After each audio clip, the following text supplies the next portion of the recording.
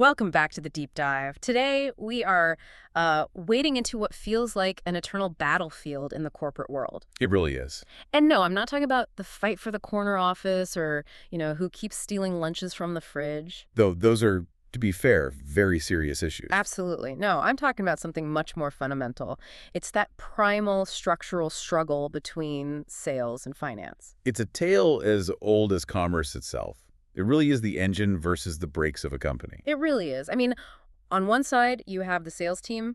Their whole world is about moving product. They want to ship everything, and they want to ship it immediately. Right. If a customer so much as breathes in the direction of a purchase order, sales wants that truck leaving the dock 5 minutes ago. It's all about volume, right? Yeah. Market share, hitting that quarterly target. Yep. Their incentive structure is purely about velocity, revenue, speed.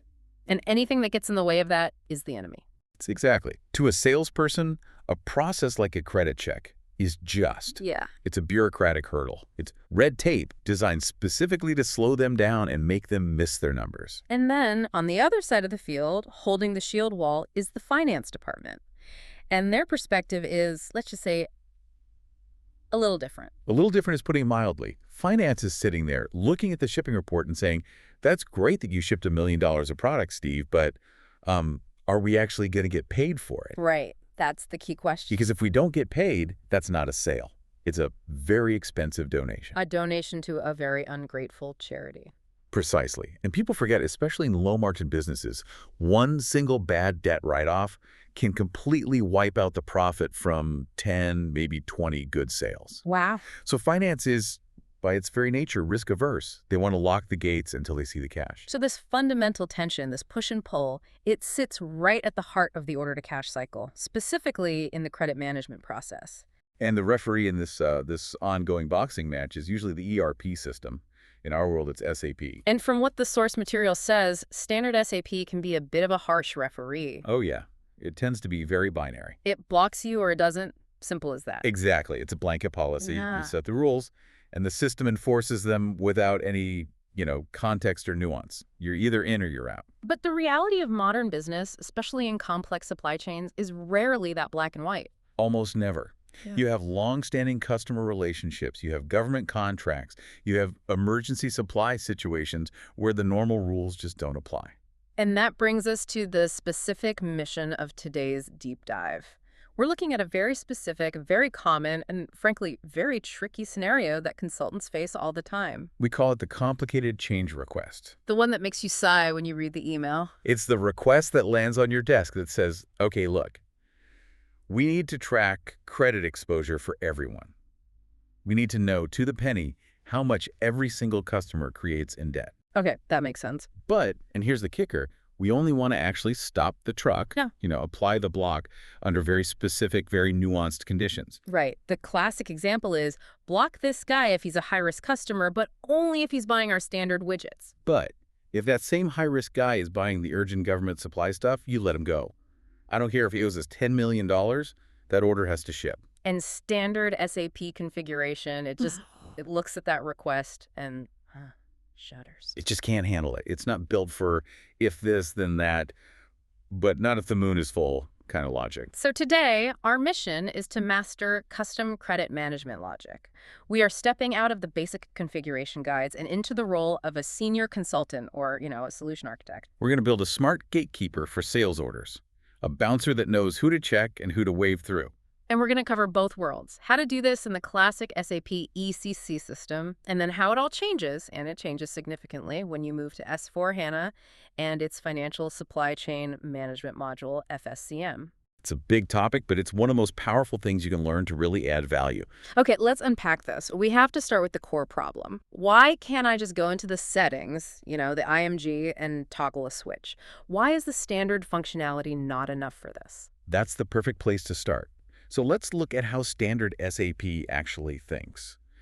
When you set up an automatic credit check, and for the tech folks listening, we're talking about transaction OVA8. The heart of credit management. Exactly. That's the control panel. And the system makes its decisions based on three main inputs, three pieces of data. Okay, what's the first one? First, you have the credit control area, or CCA. Think of that as the high-level umbrella. It represents the financial entity that's managing the credit for this transaction. usually tied to a company code. Simple enough. One down. Second, you have the risk category. This piece of information comes directly from the customer master data. It's where you classify your customer. Are they high risk, low risk, a VIP, a brand new customer? Got it. So that's the who. The CCA is the where. The risk category is the who. What's the third? The third is the credit group. This one is tied to the sales document type. So it's the what.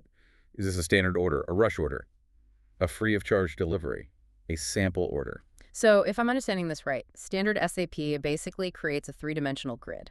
It says, if you are in the CCA and you are a high-risk customer and you are placing a standard order, then perform these specific checks. You've nailed it. It's a lookup on those three key fields. And for, I'd say, 90% of businesses out there, that's perfectly fine. It's robust. It's simple. If you are a risky customer buying a standard product, we check your limit. If you fail, we block. Simple. But we're here today to talk about the other 10%, the complicated one. Exactly. The standard configuration, that OVA8 grid, it really struggles with combinations of variables that fall outside those three simple buckets. It doesn't have a fourth or fifth dimension. Give me a concrete example from the source material. Where does it fall apart? Okay. Let's say the business comes to you with a new requirement. They say, we want to check credit. Okay. VOHI. Only if the order type is ZOR for standard, and D, the customer group, is not 99, which is our internal company group, and D, the sales division, is 10 for our hardware division. Ah, I see the problem immediately. OVA8 can handle the order type, that's the credit group. Yeah. It can handle the risk category, which we can align with the customer's risk. Sure. But it doesn't know what a division is. That field doesn't exist in the OVA8 settings, doesn't have a place to look at customer group in that specific way as a negative condition. Precisely. It doesn't have the granularity to understand a rule like if A and B, but not C, and only when D is true. It's a grid, not a dynamic decision tree. It can't look inside the granular details of the sales order header, like division, or the customer master, like customer group, to make a decision on the fly. So the novice consultant, or maybe just someone under pressure, might say, well, that's easy. Just turn off the credit check entirely for that order type. They go to transaction VOV8, find the sales doc type, and uncheck the credit box. That's the easy button, right? That is what we call the binary trap. And it's a very tempting button to press. Yes, you can go to VOV8 and turn off the check entirely for an order type. Problem solved, order flows, sales team is happy. What? But remember, our mission, our primary requirement from finance, we still want to track the exposure. We just don't want to block the order. If you turn it off in VOV8, the system ignores that order from a credit perspective completely. It's like it never happened financially. The value is not recorded against the customer's credit limit. Which I imagine makes the finance team very, very angry. Furious. Because their reports are now fundamentally wrong. They pull a credit exposure report for a customer, see that they owe 0, maybe they approve a new line of credit based on that. And then they realize the customer actually has $1 million of unrecorded orders in the pipeline that just weren't being tracked. And you never, ever want to make the finance team angry. So to solve this properly, to meet both requirements, we have to step out of the IMG, the standard configuration menus, and we have to step into the world of AVIP logic. We're talking code. We're talking code. We need user exits, we need routines, we need BAIs, we need to build a brain that sits on top of the standard configuration. We're going to architect a solution that adds intelligence to what is otherwise the brute force of the standard system. Perfectly put. Okay, so before we start writing any code, we need a plan. The source material places a huge emphasis on this. It's about the solution architecture. And the core of that architecture seems to be something called the matrix table. Yes. And this brings us to what I consider the golden rule of consulting. If you take nothing else away from this entire deep dive, please remember this. Never, ever hard code values in your logic. I feel like there's a horror story behind that very firm statement. Oh, there are countless horror stories. Absolutely. Imagine you're the developer. You get that requirement we just talked about. You write a beautiful piece of code that says, if ViewBake ARD, ZOR, then, check credit. Seems logical enough. It works on day one. It works perfectly on day one. You're a hero. But 6 months from now, the business introduces a new order type, ZOR, for a new international product line. And the credit check doesn't run for ZOR2. It doesn't run because the code doesn't know about it. Yeah. It's explicitly looking for ZOR. So now you have a support ticket, a high priority one, because either you're blocking orders you shouldn't or you're letting risky orders through. So you have to go back to the code. We have to find a developer, open the code, change IFZOR to IFZOR or ZOR2, then you have to get it tested, you have to create a transport request, get it approved, move it through your dev system, your quality system, and finally into production. All for a tiny change in business policy. What a nightmare. You are basically signing yourself up for a lifetime of maintenance for every minor business change. Exactly. And even worse, what if you, the original developer, leave the company? The next person to look at that code has no idea that this business-critical logic is buried deep inside some user exit. It's a ticking time bomb. So to avoid that trap, instead of hard coding, we build what you call a control panel. We build a control panel. Technically, it's a custom table, or what we call a Z table. In this case, let's give it a name, say ZSD credit rules. This is the custom table that we build from scratch in the SAP database. And what does this table look like? Can you paint a picture for us? What are the columns? Think of it like a simple spreadsheet or a matrix that lives inside SAP. The columns on the left are your keys. These are the things we want to look up, the variables the business cares about. So in our example, that would be sales organization, order type. Exactly. Sales org, which is VKORG, order type, AUART. And we could add our other requirement, customer group, KDGRP. Those are our input criteria. Okay, so those are the inputs. You look up a row that matches. Sales org 1000, order type is standard, and customer group is government.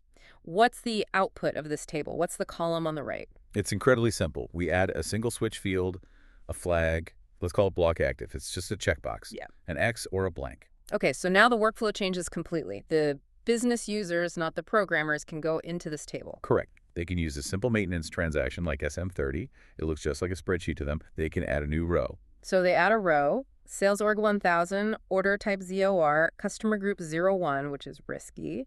And in the block active field, they put an X. And then they can add another row, order type ZFD for free goods, customer group 01. And for that one, they leave the block active field empty. Exactly. Now, our logic, the ABL code we were going to write in a minute, it doesn't care about ZOR or ZFD or O1. It's completely agnostic. It just looks at the table. It just looks at the table. It says, give me the sales org, order type, and customer group from the current order. Does a matching entry exist in my Z table? And if it does, is the block active flag marked X? If yes, trigger the check. If no, or if there's no entry at all, bypass the check. That is so much cleaner. It's brilliant, actually, because it puts the power back in the hands of the business. If they invent a new super urgent order type tomorrow that needs to bypass credit, they just add a row to the table. And they don't need an IT support ticket. No developer, no transports, no 6-week release cycle. They can change the policy in 5 minutes. That's the difference between just being a coder and being a true solution architect. That's it. A coder solves the problem for today. An architect solves the problem for today and for the future. You are decoupling the business policy from the technical implementation.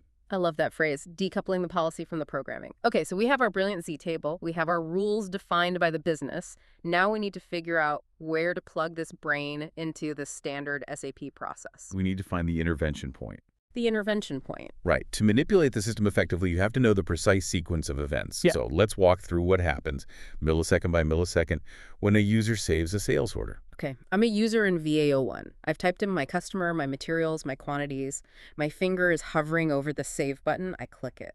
What happens first? Okay, you hit save. The very first thing the system does related to credit is step 1. It checks the sales document type configuration in VOV8.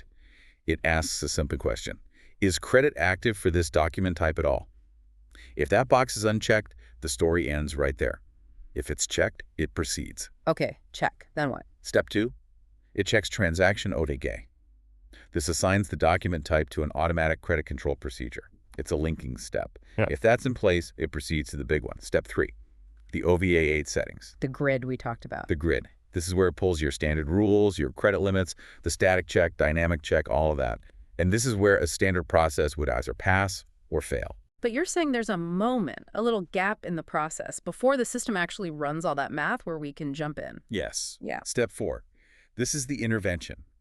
Before the system actually starts calculating, before it checks if the customer owes $1 million, it looks at one more thing. The requirements. Requirements. In the classic ECC system, these are VOFM routines, specifically requirement type 2. In the newer S4HANA world, these are often replaced or supplemented by BIIs.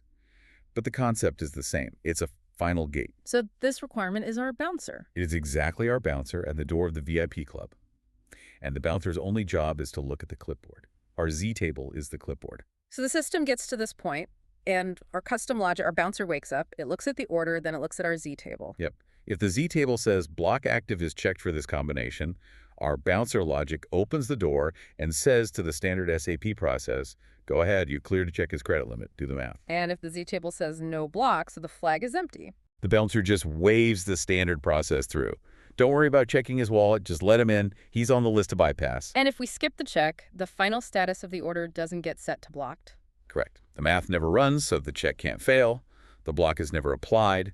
The overall credit status field, which is VBUK-CMGST, it stays blank or it gets set to A for approved. Okay, that sounds fantastic in theory. Now let's get our hands dirty. Let's get technical. We have listeners on all different versions of SAP, so let's start with the classic setup. Implementation path A, SAP ECC. Right. For the ECC 6.0 world or even S4HANA running in compatibility mode without FSCM, our tool of choice is VOFM requirements. VOFM. It sounds like a classic rock radio station. It might as well be.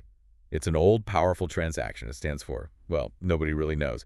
But it's where you manage formulas and requirements for pricing, output, and in our case, credit. So a consultant goes to transaction VOFM. Where do they navigate from there? You'll see a menu on the left. You go to requirements, and then under that, you'll find a folder called credit checks. And what do we see inside there? You'll see a list of standard routines provided by SAP. They have numbers like 0, 0, 1, 0s, and 2. We can't touch those. They're SAP's property.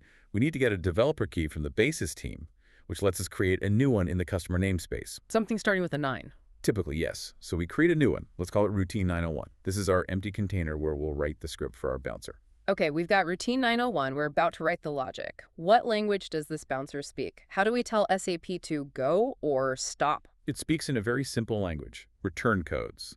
Specifically, it uses a core system variable called SYSUBRC, SY-SUBRC. Okay, break that down for me. So the logic we write inside Routine 901 will perform the lookup on our Z table, ZSD credit rules. If our lookup is successful and the block active flag is set to X, meaning we want the credit check to happen, we tell our code to end by setting SYSUBRC. 0 means go. In the world of ABAP, 0 almost always means success or proceed. It tells the calling program, the requirement was met, you are clear to perform the standard check. Okay, and what if our Z table says don't block, the flag is empty, or there's no entry for this order type? In that case, we set SYSUBRC equals 4. And 4 means skip. Exactly. SYSUBRC equals 4 is the signal to the standard SAP program that says requirement not met, do not execute this block of code. The system sees the 4 and just completely bypasses the credit check calculation. It's that simple. 0 is go, 4 is stop. So we have our developer write this elegant little piece of code. Where do we actually connect it to the system? We go back to our favorite transaction, OVA8. We go into the details for our combination of credit control area and risk category. In there, against the specific checks like static, there is a field called requirement. You simply put 901 into that field. So now every single time an order hits that combination in OVA8, before it does anything else, SAP looks at that field and says, oh, I have to run routine 901 first. Correct. It runs our logic. If 901 returns a 4, the system skips the static check entirely for that order. The order saves, no block is applied, mission accomplished. Now, I noticed in the source material there's a nuance here. It mentions a no credit check field and also a requirement field. What's the difference? That is a great catch, an important one. Yes. There are actually a few different places you can assign this routine. If you assign it to the requirement column next to the static check, it only affects the static check. The dynamic check or the oldest open item check might still run. Ah, so it's a sniper rifle. It's a sniper rifle. But if you assign your routine 901 to the no credit check field, which is usually at the top of the detail screen, that's the master switch. It's the shotgun. It bypasses everything for that OVA8 entry. Good to know. Okay, that's a great roadmap for the classic ECC world. But let's be real. A lot of our listeners are either on S4HANA or are in the middle of a project to move there. The world is changing, and FSCM credit management is the new standard. Does our little routine 901 still work there? It's complicated. In some compatibility modes, it might have an effect, but generally, no. Yeah. It's not the correct or the best practice way to do it anymore. Implementation path B for S4HANA requires a fundamental shift in our thinking and our architecture. A shift in what way? What changes? In S/4HANA with FSCM activated, the credit check is no longer just a local calculation happening inside the sales order program. It has been re-architected as a service call. A service call. Yeah. The Sales and Distribution SD module essentially calls out to the Financial Supply Chain Management FSCM module, which you can think of as a separate application. It might even be on a different server in a different part of the cloud. And it asks, hey, FSCM, I have an order for this much. Can we approve this? So it's like SD is phoning a friend for help. Exactly. And if you look at the code, SD literally calls a specific function named UCAM communication still to make this happen. So our goal as architects changes. We're no longer trying to just bypass a local calculation. We need to intercept this phone call. We're basically wiretapping the credit check process. Ideally, we want to stop the call from even being made if it's not necessary. That keeps the system leaner and faster. So instead of a VOFM routine, our tool of choice is a BADI, a business add-in. The modern equivalent of a user exit. Which BADI are we looking for? The best one for this specific requirement is on the SD side of the fence. It's called BADI SDCM. And within that BADI, there's a specific method called FSCMC locate check order. Okay, quick question. Why use the SD side BADI? I'm sure there are BADIs on the FSCM side too. Why not wait until the call gets over there? That's a great architecture question. We want to keep the logic where the data lives. The criteria for our decision sales org, order type, customer group, that is all SD data. It's in the sales order. If we wait until the call reaches FSCM, we're already halfway there. We've wasted processing cycles making the call. We want to stop it at the source to be as efficient as possible. That makes perfect sense. Keep it local. So FSCM credit check order. We implement this method. What does the logic look like? It's actually very similar in spirit to our VOFM routine, just with a different, more modern syntax. The method provides us with inputs. We get the order header data in a structure called ISVBAC and all the item data in a table called ITVBP. So we have all the info we need. And what's the output? How do we tell it go or stop? There's a changing parameter in output, which is a Boolean variable called CVCheckCredit. Boolean just means true or false. Right. It couldn't be simpler. So our code does the exact same thing as before.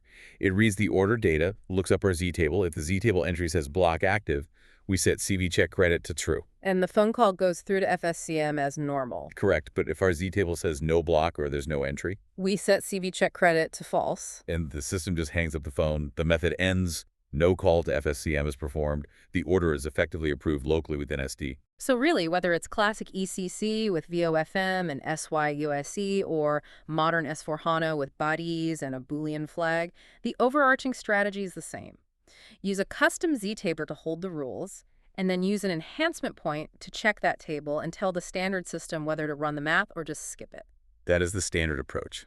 That is what you'll find on most blogs and in most implementation guides. But Ew, I heard that but coming from a mile away. it's a big but. There's a massive gotcha here, a trap that I have seen even very experienced consultants fall into. It's a subtle but critical flaw in the skip it approach. Uh-oh. Okay, now here's where it gets really interesting. What is this trap? It's what the source material calls the update versus check dilemma. Update versus check. Explain that. Okay, let's rewind for a second. What was the original full requirement from the business, especially from the finance team? They wanted to track credit exposure for everyone, but only block some people. The key was track everything, block selectively. Exactly. Track everything. Now think about what the solution we just designed does.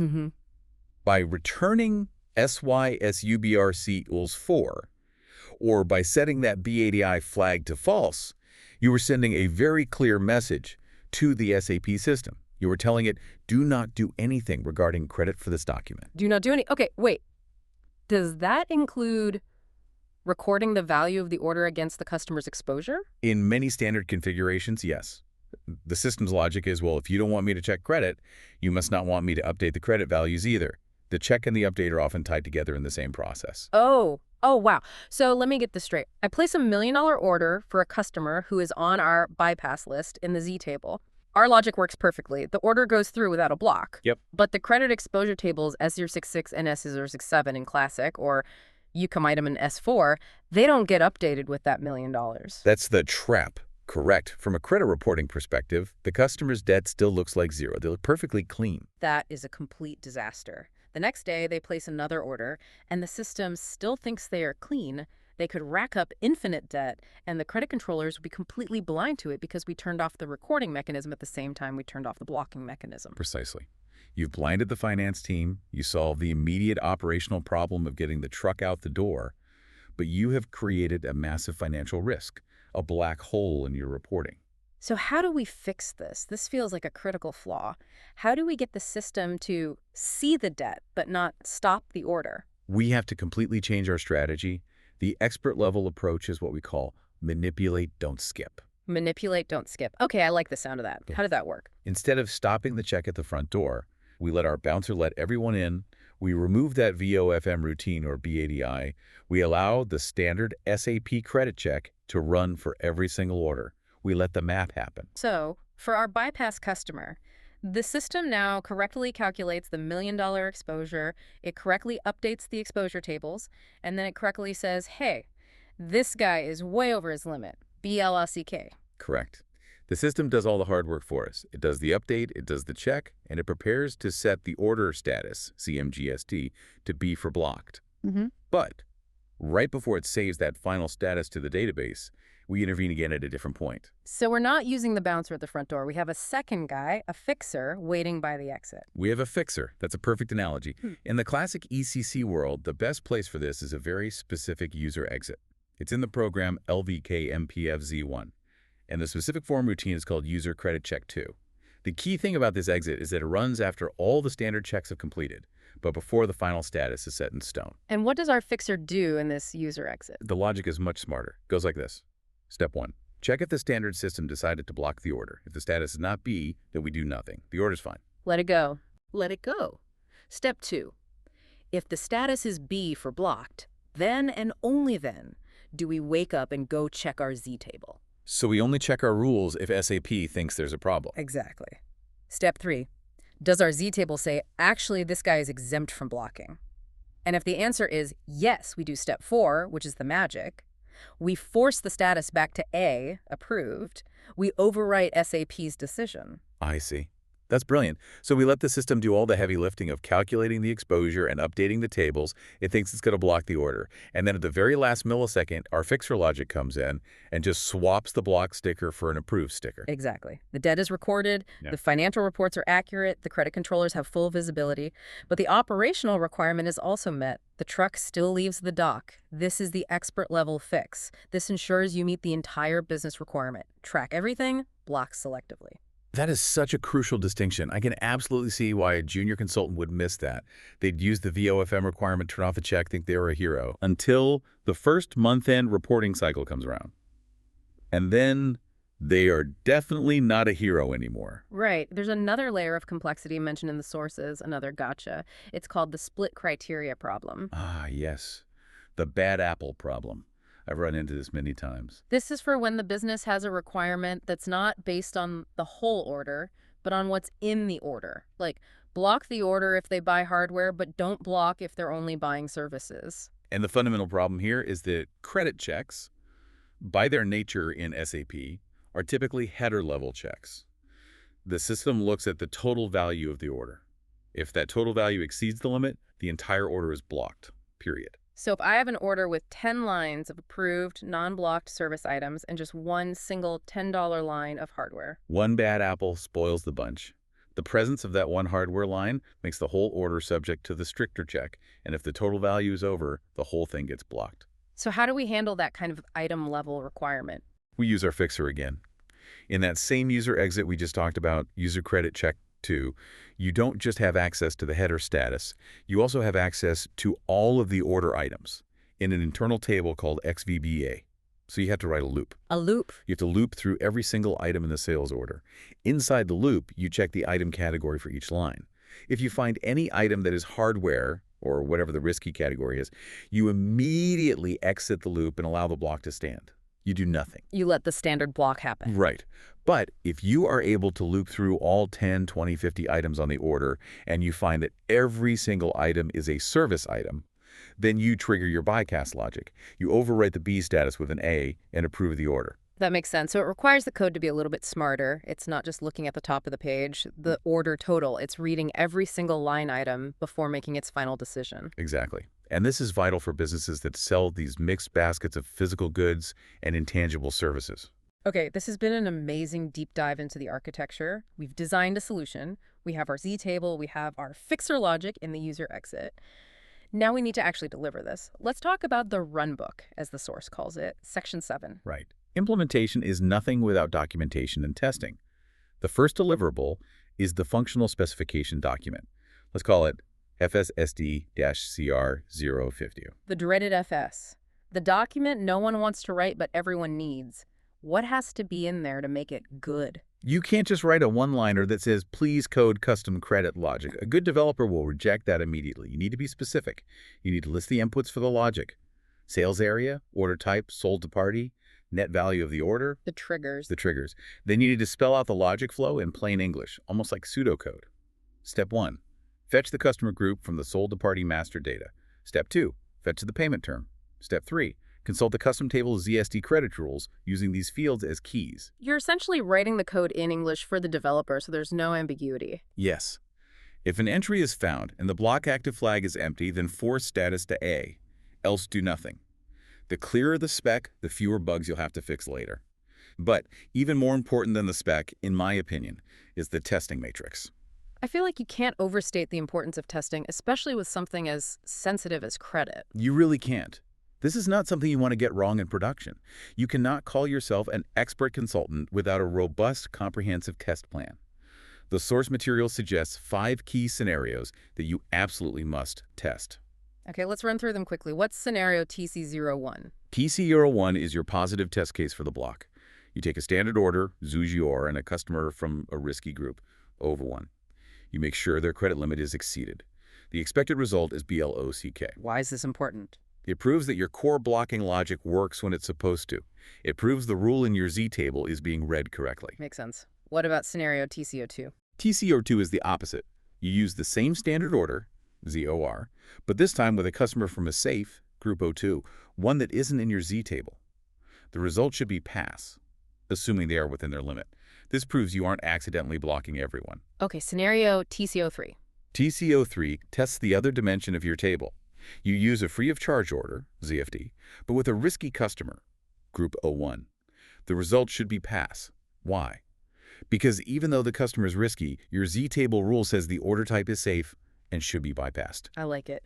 Now, TCO4. This one is labeled a negative test. What's that? This one is crucial and often missed. For TCO4, you take a risky customer and a standard order, a combination that should be checked. But you deliberately create the order for a small amount, making sure they have not exceeded their credit limit. And the result should be pass. The result must be pass. This test proves that your logic is only enabling the standard check. It's not forcing a block. Just because the Z-table says, check this guy, if the standard math says he still has money, the order should go through. It's a critical sanity check. Right. We want the check to be active, not the block to be automatic. I get it. And finally, TCO5. TCO5 is the ultimate positive test. Make sure standard checks still work perfectly for scenarios that have nothing to do with your custom logic. You have to ensure you haven't broken the standard SAP behavior for the other 99% of orders.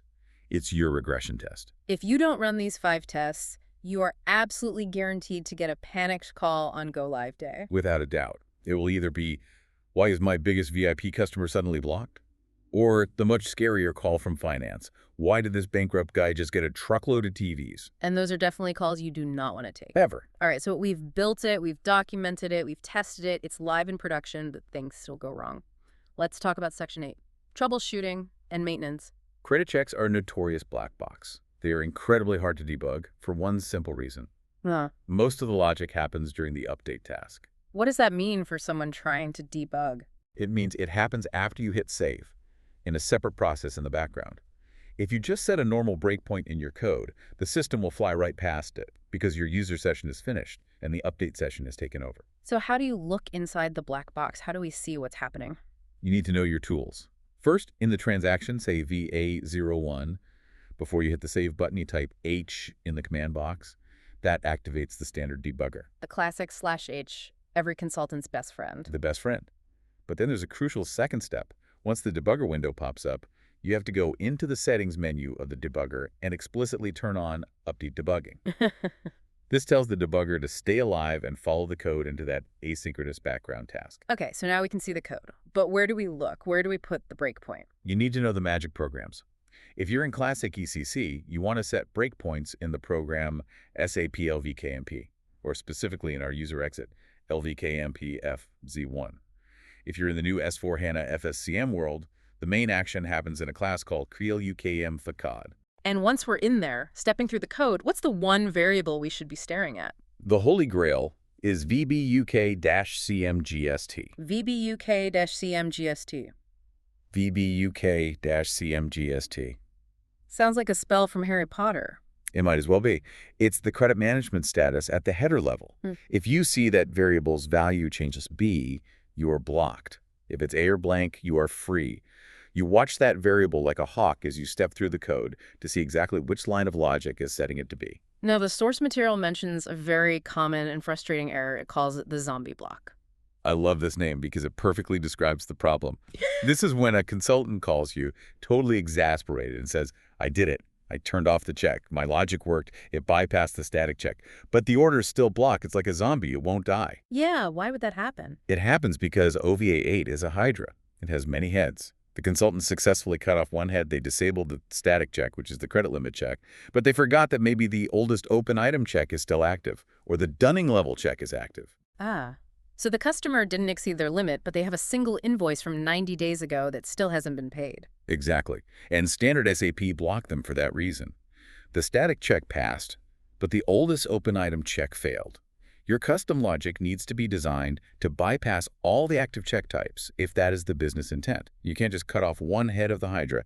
You have to put the whole beast to sleep. So in your fixer logic, you need to check if the block is happening for any of the, say, 3 or 4 reasons that are active, and then make a decision. Correct. You have to be thorough. Okay, another maintenance nightmare, performance. This feels like a big one. It's huge. Remember, this logic, our fixer, it runs every single time a user hits save on a sales order.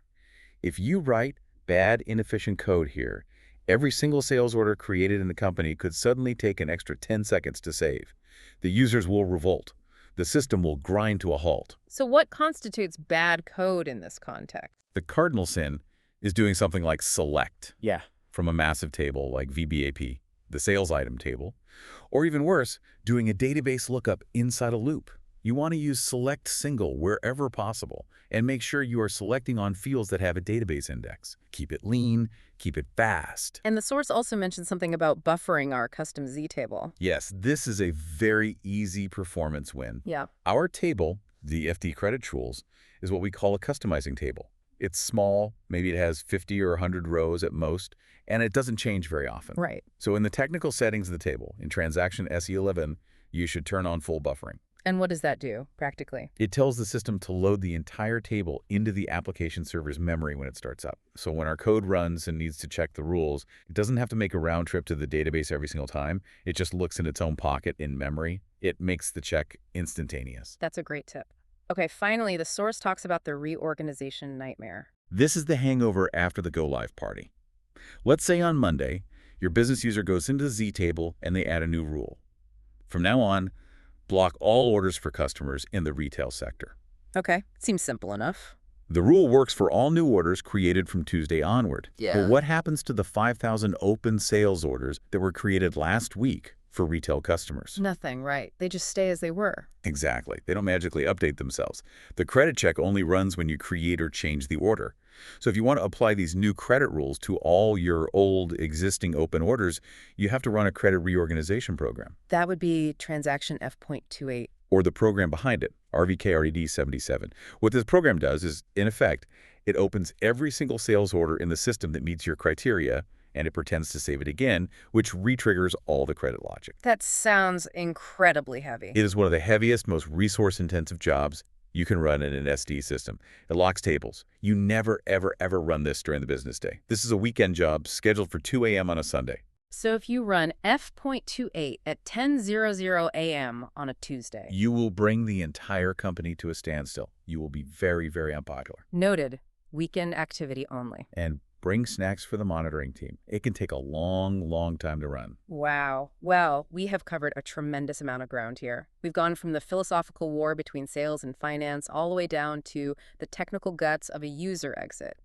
We built a custom Z table, we injected logic into VOFM and BTs, we solved the update versus check paradox, and we learned how to debug the zombie block. It really is a full toolkit for any order-to-cash consultant who wants to go beyond the basics. So if we zoom all the way out, what does this all mean? What's the big takeaway? To me, this matrix approach, the idea of using a Z-table to drive the logic, is the very definition of good, sustainable architecture. It solves the immediate problem, yes, but more importantly, it future-proofs the system. It builds in the acknowledgement that business rules will always change faster than code can change. You decouple the policy from the programming? There it is again. Exactly. Yeah. But it also raises one final important question, a philosophical one almost. What's that? Just because you can build this incredibly complex, flexible logic, does that mean you should? The classic Jurassic Park question. Your scientists were so preoccupied with whether or not they could, they didn't stop to think if they should. That's it exactly. If a company comes to you and they need a Z-table with 50 different permutations of when to block and when not to block, based on sales group and division and material type and the day of the week, is that really a software problem we should be solving? Or is it a business process problem? It sounds like their corporate credit policy is just a complete mess. It might be. And sometimes the best and most valuable piece of consulting advice you can give isn't, yes, I can build that for you. It's asking the question, why is your policy so complicated that we need to build a custom algorithm just to figure out if we trust a customer or not? That is a very provocative thought to end on. Are we just using sophisticated technology to pave over a cracked and broken process? It's something for you to think about next time a request like this lands on your desk. Indeed. Well, we will leave you with that thought. Go check your Z-tables, verify your SY/SUBRC values, and for the love of everything holy, do not run F.2a on a Tuesday. Please don't. I'm begging you. Thanks for listening to this deep dive. We'll catch you on the next one.